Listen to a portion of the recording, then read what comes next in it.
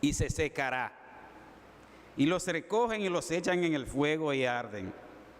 Si permanecéis en mí y mis palabras permanecen en vosotros, pedid todo lo que queréis y os será hecho. Eso es muy grande, ¿eh? El verso 8 dice: en esto es glorificado mi Padre, en que llevéis mucho fruto, y seáis así mis discípulos. Oremos. Oremos. Oh Señor, gracias por tu palabra.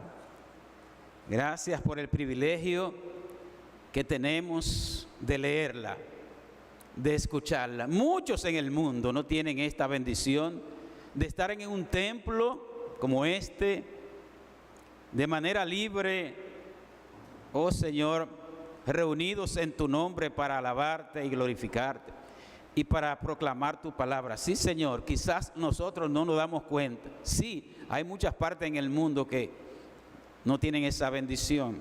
Y hay muchos en el mundo que no tienen ese alcance que nosotros tenemos para poder escuchar el Evangelio. Por lo cual te damos gracias. Y permite, Señor, que estos minutos podamos aprovecharlo y que tu Espíritu pueda guiarnos a toda verdad.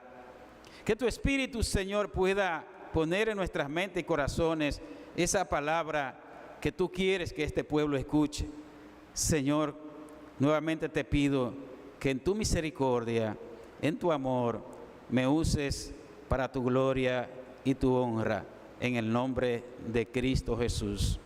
Amén y amén. El tema del día de hoy es el camino para ser y hacer discípulos. El camino para ser y hacer discípulos. Amados, y este tema es parte de una serie que podemos decir que ya iniciamos sobre los temas del plan estratégico. Y que en el mes pasado el hermano Eric, sin él saber, pero Dios sabiendo, él nos habló del crecimiento espiritual extraordinario. Aquellos que no pudieron escuchar ese mensaje predicado por el hermano Eric, yo creo que es importante, y los que quieran repasarlo también, porque lo vamos a conectar con el de hoy. Vamos a seguir conectando estos temas, esta serie que estamos haciendo sobre estos temas, valga la redundancia, sobre el plan estratégico. Y es importante que nosotros entendamos que el crecimiento espiritual y el discipulado van de la mano, no pueden darse el uno sin el otro. Para usted ser discípulo tiene que crecer espiritualmente, y para usted crecer espiritualmente tiene que ser discípulo. Es decir, las dos cosas van de la mano. Necesitamos, podríamos decir que el crecimiento espiritual trae como resultado que usted sea un verdadero discípulo del Señor. Y vamos a recordar algunas definiciones. Sé que para algunos de ustedes podrá sonar repetitivo, pero no se trata de que usted sepa las cosas, sino que la haga también. Y a veces es importante reiterar, que nos digan mucho las cosas. De hecho, Pablo le decía a algunas iglesias: tengo que repetirle las mismas cosas. Y en el libro de Hebreos también dice: ustedes se han hecho tardo para escuchar. Ya ustedes debían ser maestros y tengo que hablarles las mismas cosas como a niños. Bueno, lo cierto es que se hace necesario que volvamos a este tema, porque lo entendemos como importante y necesario. Vamos a ver algunas definiciones, a recordar. Discipulado. ¿Qué es discipulado? El discipulado se define como el proceso, lo que está ahí, el proceso mediante el cual el creyente va siendo instruido y formado por medio de la palabra de Dios para vivir como Cristo y estar preparado para cumplir con su misión en la tierra. pudiéramos quedarnos solamente con esta definición esta mañana, pero solamente resaltar que es un proceso. Esto no es asunto de algo de microondas, que calienta las cosas de una vez, resuelve. No, esto no es asunto de una píldora que uno se toma y ya. No, esto es un proceso, amados hermanos. Dice que el creyente, y vamos a hablar de eso, va siendo instruido y formado. Noten que no solamente recibe información, sino que es formado. Por medio, y el medio de esa formación se llama que la palabra de Dios, la Biblia. Y el propósito son dos. Primero, para vivir como Cristo. No es para saber más, es para vivir como Cristo y para cumplir con su misión en esta tierra. Un discípulo, una definición simple y sencilla de un discípulo es uno que aprende de su maestro, sigue a su maestro y procura vivir como su maestro. De hecho, si vamos al campo de la filosofía, ¿verdad? Los grandes filósofos, Sócrates, Platón y Aristóteles, se dice que muchos de ellos superaron a su maestro. En el caso de nosotros, ninguno vamos a superar a Jesucristo, ¿verdad? Pero sí podemos imitarlo. Y estamos llamados a imitarlo, y estamos llamados a seguirlo. Nosotros tenemos un propósito, un gran enfoque con este tema del discipulado. Y lo voy a presentar a ustedes a continuación. Y yo creo que esto es una primicia para la iglesia, porque estamos trabajando en eso, estamos en ese proceso, porque queremos darle un adelanto. Queremos darle algunas primicias sobre esto. Nuestro enfoque es la búsqueda, el estudio, la aplicación y la enseñanza a otros de la palabra de Dios y los principios de la fe cristiana, y dirigir los pasos individuales y colectivos por la sana doctrina. Hay mucha tela por donde cortar ahí, pero en su tiempo ese enfoque que vamos a darle a partir en este mismo año y hacia el año próximo, vamos a hablar bastante sobre eso. Pero ahora hacemos la pregunta: ¿cuál es el camino para ser discípulo? Para ser y hacer discípulos. ¿Cuál es ese proceso de que hablamos hace un momentito? Hay un proceso, hay un camino, hay una manera de ser discípulos. Esto no es un asunto de un decreto, este no es un asunto que yo amanecí hoy siendo discípulo. No es así. No es así. Lo primero que hay que hacer, lo primero que tenemos es que ser creyente. Cualquiera diría, bueno, pastor, pero eso se cae de la mata. Pero a veces pudiéramos estar forzando a alguien a ser discípulo y no es creyente todavía. O crea la manera de Satanás. ¿Cómo, pastor? Bueno, dice que los demonios creen y tiemblan, dice la palabra de Dios. Así que no es un creer intelectual, es un creer que tiene que afectar nuestra vida, nuestro ser, toda nuestra vida. Entonces, para ser creyente, para nacer de nuevo y para ser hijo de Dios, tenemos que tener un encuentro personal con el Señor Jesucristo. Y ese encuentro personal nos debe mover al arrepentimiento y a la fe. Es decir, a reconocer nuestros pecados delante del Señor y por fe recibir la salvación que Él nos ofrece por medio de Jesucristo. El que se cree buena gente, el que se cree religioso, no cabe ahí. Porque lo primero que hace el Espíritu Santo es convencernos de pecado, de justicia y de juicio. O sea, por más buena gente que usted crea que sea, delante del Santo de Israel, usted es un pecador. Y por más buenas obras que usted crea que haga, esas obras son trapo de inmundicia delante del Señor. Así que es por ahí que debemos comenzar. Por eso, un creyente nace un día, pero un discípulo se forma toda la vida. Un día nacemos de nuevo, pero el discípulo se va formando durante toda la vida. En segundo lugar, hay que estar en continua comunión con Cristo para conocerlo, para recibir sus instrucciones y enseñanzas.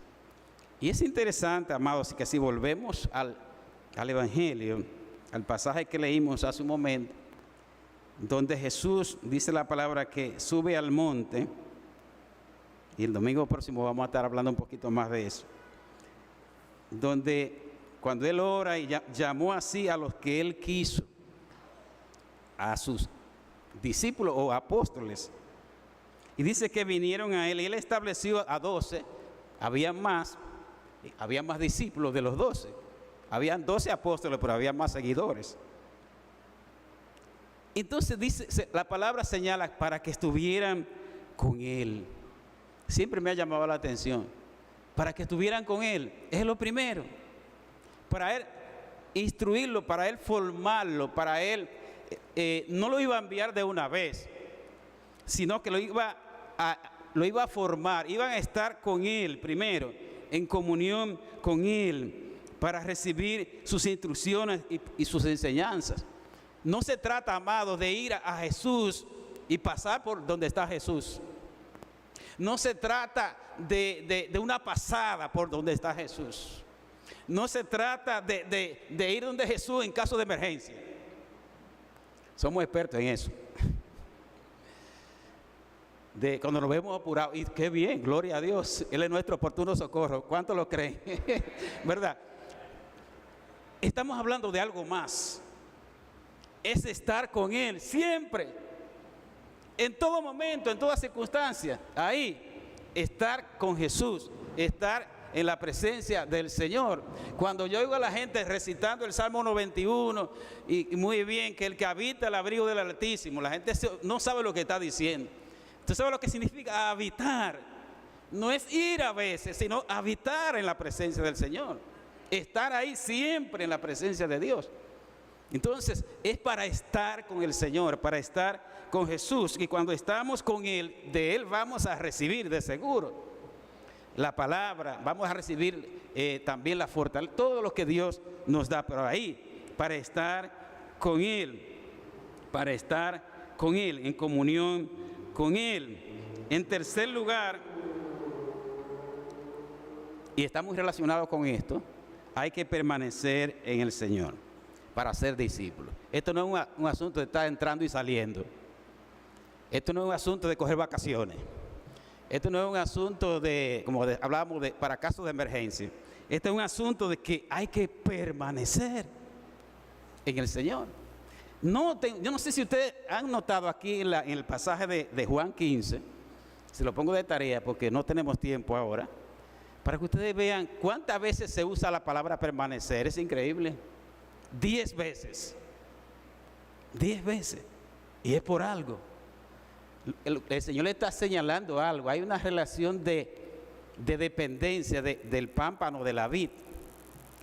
Entonces, el pámpano no tiene ninguna posibilidad de sobrevivir, ninguna posibilidad de fructificar separado del tronco, separado de la vid.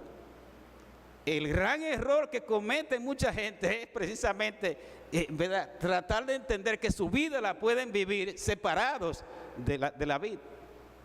Jesús usa la palabra una y otra vez, permanecer en mí, permanecer en mis palabras y permanecer en mi amor. Y yo le pregunto, ¿qué diferencia hay?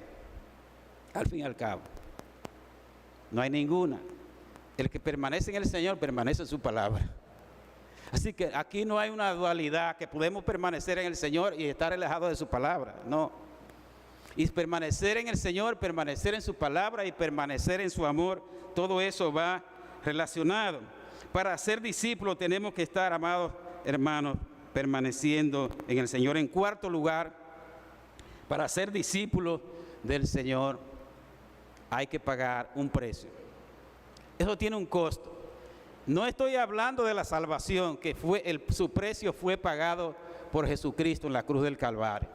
La salvación es por gracia, la salvación es un regalo de Dios que se obtiene por medio de la fe, no por obras, como dice la Biblia, para que nadie se gloríe o se jacte, o piensa que la merece, o piensa que la puede alcanzar por su propio medio, o piensa inclusive que la puede comprar con dinero. No. Ahora bien, podemos alcanzar la salvación por la fe, pero el discipulado, ser seguidor de Jesucristo, cada día tiene un precio, tiene un costo. Aquí Jesús lo dice, y llamando a la gente, Marcos 8, 34 al 35, llamando a la gente y a sus discípulos. Noten que a Jesús le interesa que sus discípulos estén claros, pero le interesa también que aquella gente que no son sus discípulos sepa del asunto. Por eso Él no se conforma con llamar solamente a sus seguidores, sino también a aquellos que no son sus seguidores, porque a Jesús no le interesa. Hay una palabra rara, la voy a decir para si alguno la entiende: jugar cucaramácara. ¿Han oído esa palabra? Esa palabra, cucaramácara, es una palabra quizá fea para algunos, pero lo que significa es jugar con cosas que no son ciertas, con ocultar verdades. O si usted quiere una palabra del ambiente político, él no es demagogo. Si ofreciendo y diciendo es por aquí, después tiene una letra pequeña por allá, y no es así. Jesús dice las cosas claras. Si alguno, entonces cuando llama a la gente, dice: si alguno quiere venir en pos de mí, niéguese a sí mismo y tome su cruz y sígame. Dice la versión de Marcos: tome su cruz cada día, porque todo aquel que quiera salvar su vida la perderá, y todo aquel que pierda su vida por causa de mí y del Evangelio la salvará. Es interesante, este es el llamado de Jesús a aquellos que quieren ser sus discípulos. Si alguno quiere, es decir, que no es obligado, ni impuesto, ni forzado. Ahora bien, el que se decide seguirlo, entonces debe tomar en cuenta lo siguiente: negarse a sí mismo. Creo que todos tenemos una idea de lo que eso significa, pero se la voy a recordar.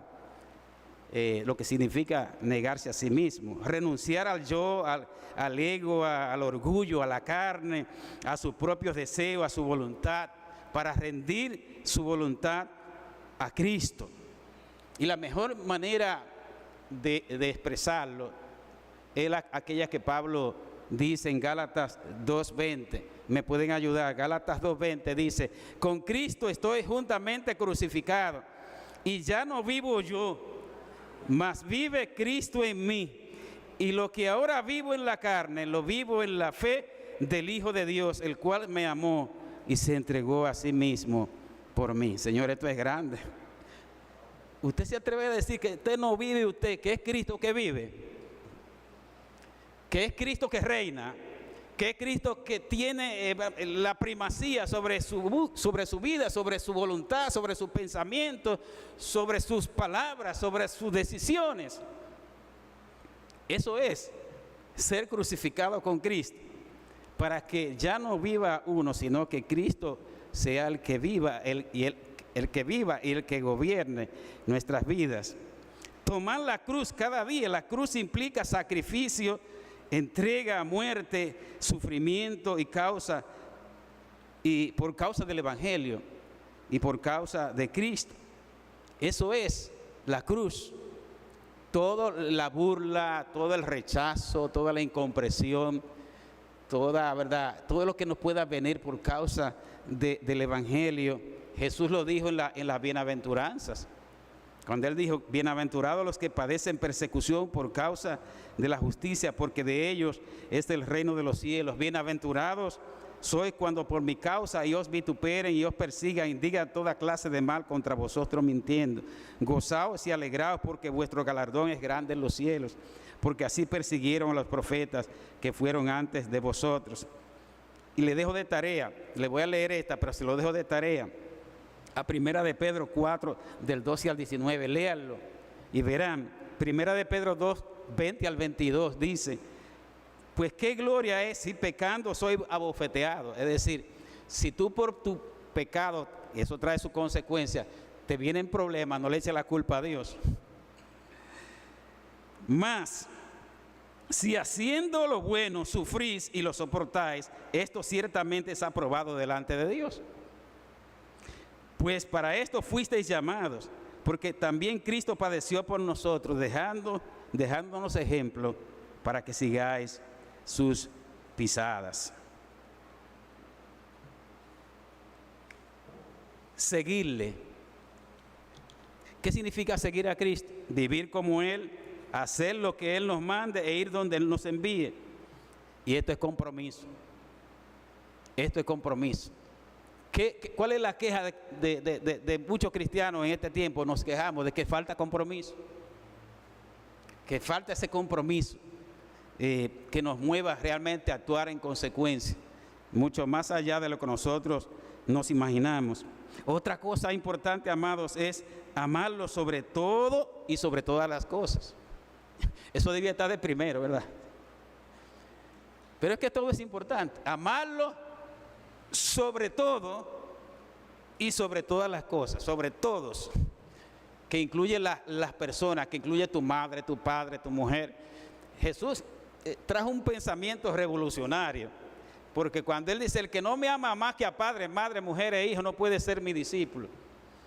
Mire que la familia tiene su lugar, el esposo tiene su lugar, la esposa, los hijos, los nietos tienen su lugar, pero Cristo tiene el primero.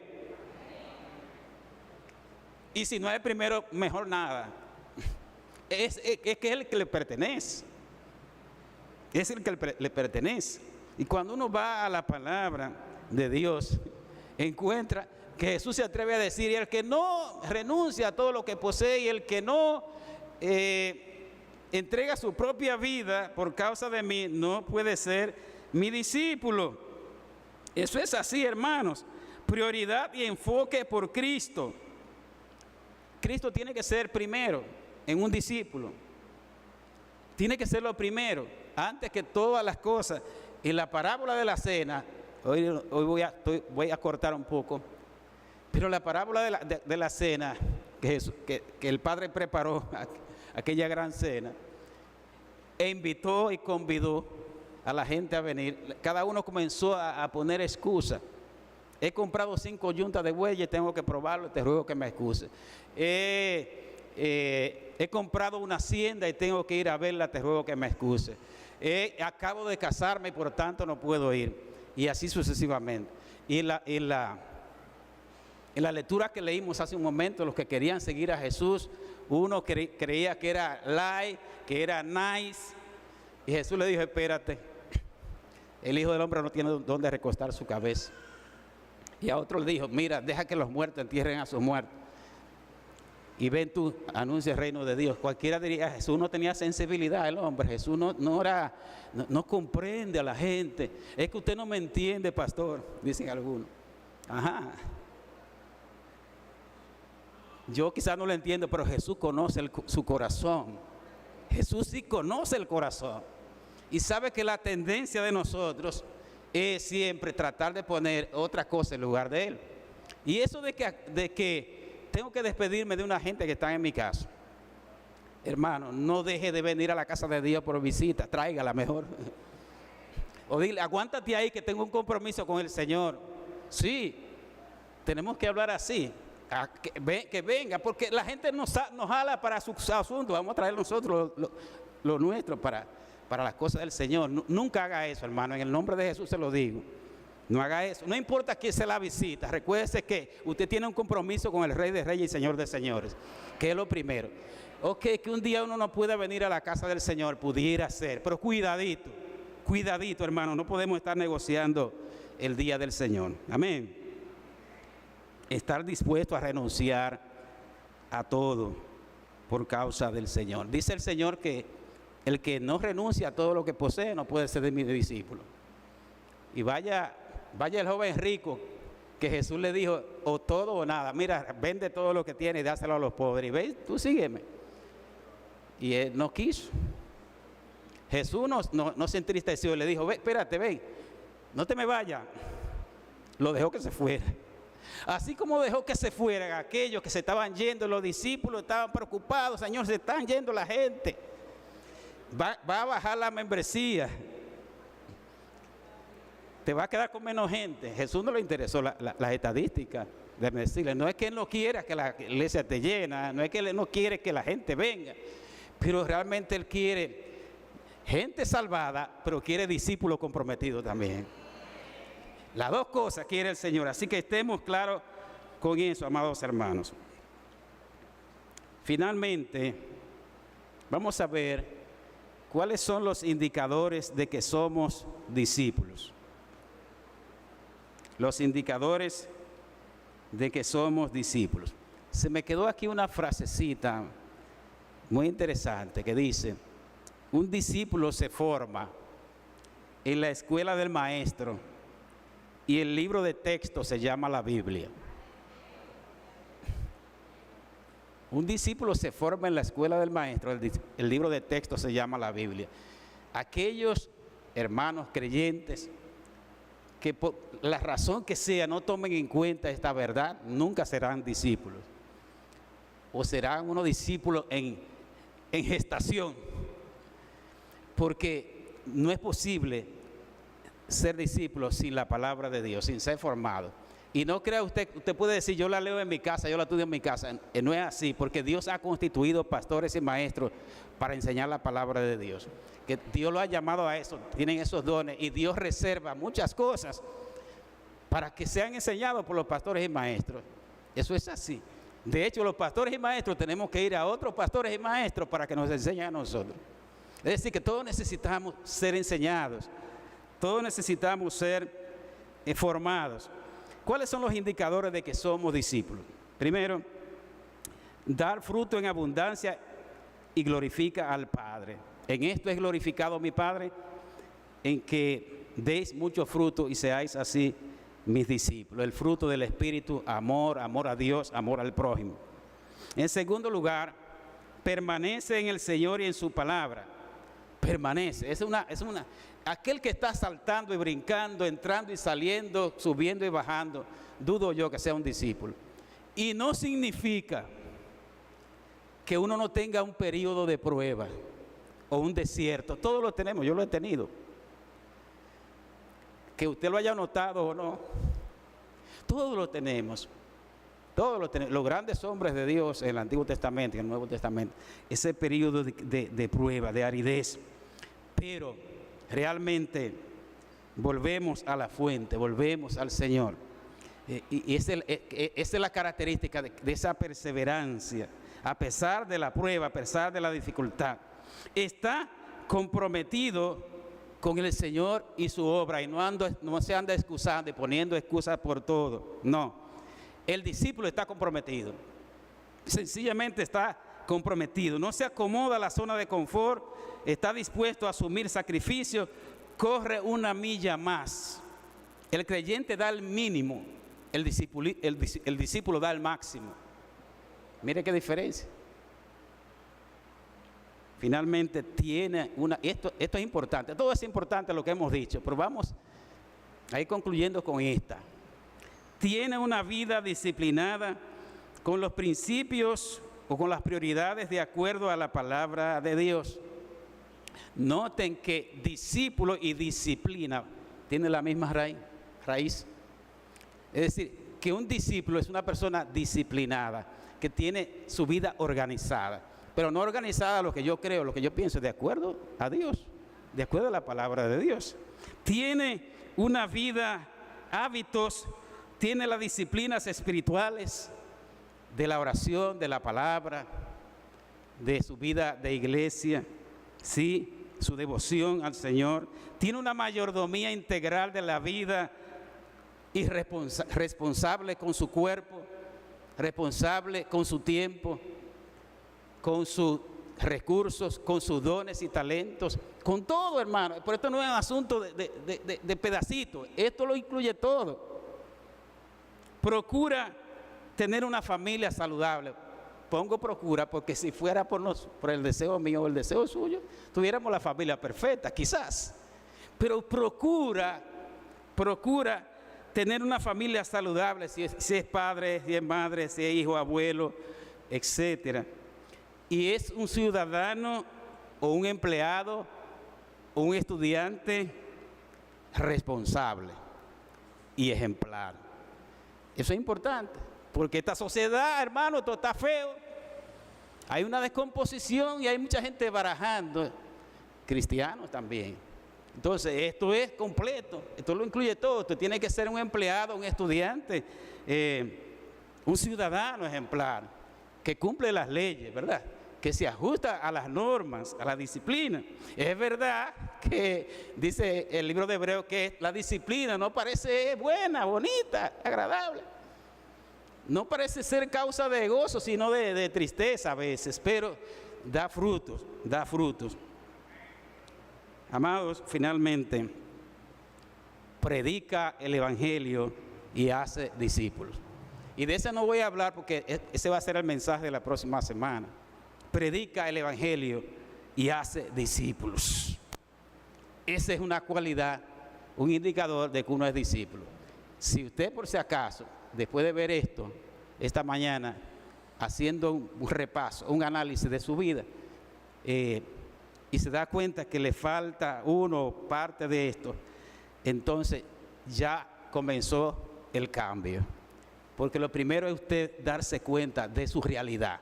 Si usted comienza a pasarle pañito tibio y que trate de que le rebote la palabra, o que piensa que ese es para el hermano que está al lado, entonces el asunto no va a llegar donde tiene que llegar. Póngase de pie.